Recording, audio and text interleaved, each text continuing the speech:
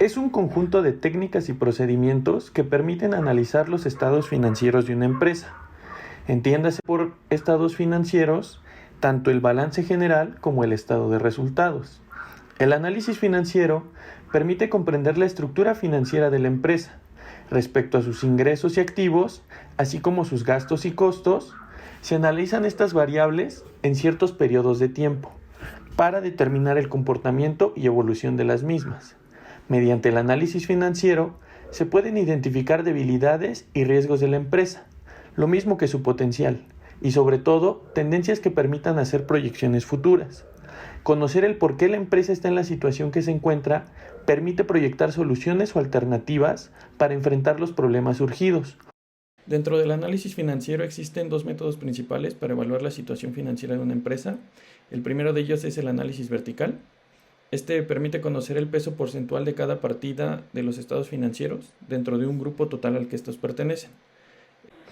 Por otro lado existe el análisis horizontal y este trata de averiguar qué ha sucedido con una partida contable en un periodo determinado. Básicamente, en este caso, tomas la misma partida contable dentro de dos periodos, usualmente se hace de manera anual o dentro de dos periodos consecutivos y se trata de determinar el crecimiento o decrecimiento de la variable dentro de ese periodo.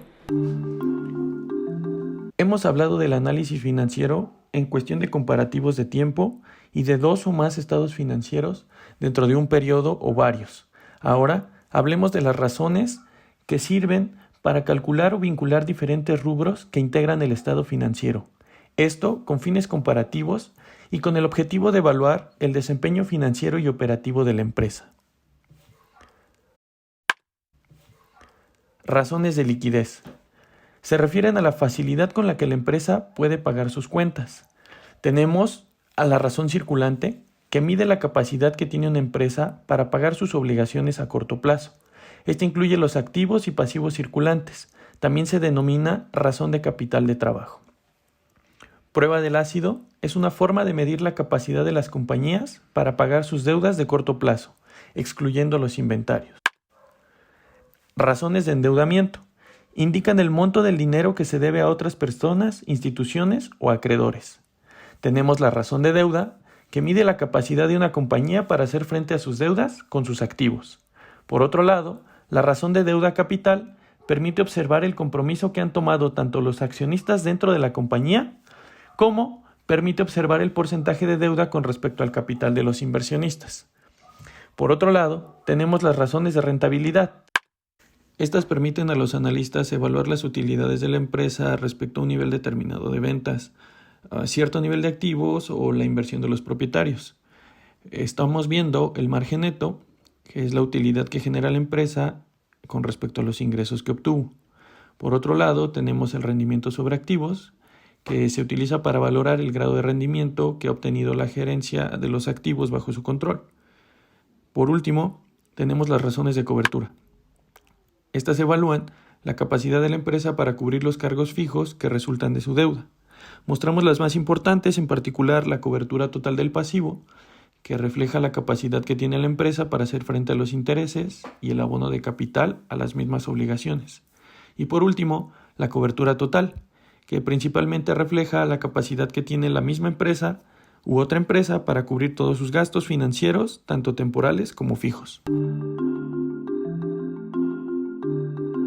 El costo de capital no es más que una tasa de rendimiento que tanto los acreedores como los accionistas exigen por los recursos que aportan a la compañía.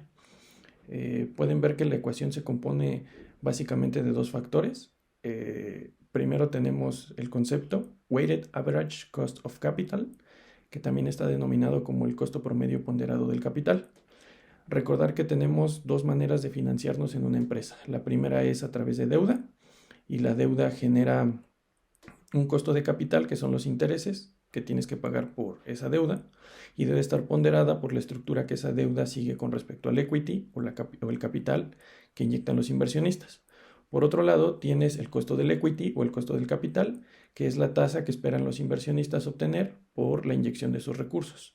Esta está ponderada a su vez también por la distribución que tiene ese equity o ese capital con respecto a la deuda total. La creación de valor es la capacidad que tienen las empresas para generar riqueza o utilidad. Recordemos que no siempre aumentar los activos dentro de una empresa o aumentar las ventas o quizás expandirse a otros países genera más utilidad o más beneficios para esta empresa. Dado lo anterior, se creó o se propone una medición financiera que permita medir la verdadera creación de valor. El concepto es Economic Value Added, EVA por sus siglas en inglés, y básicamente toma las utilidades operativas después de impuestos y les resta el concepto anterior que vimos, que es el WACC, que está ponderado por el capital invertido, que básicamente es el equity más la deuda a largo plazo al principio del periodo.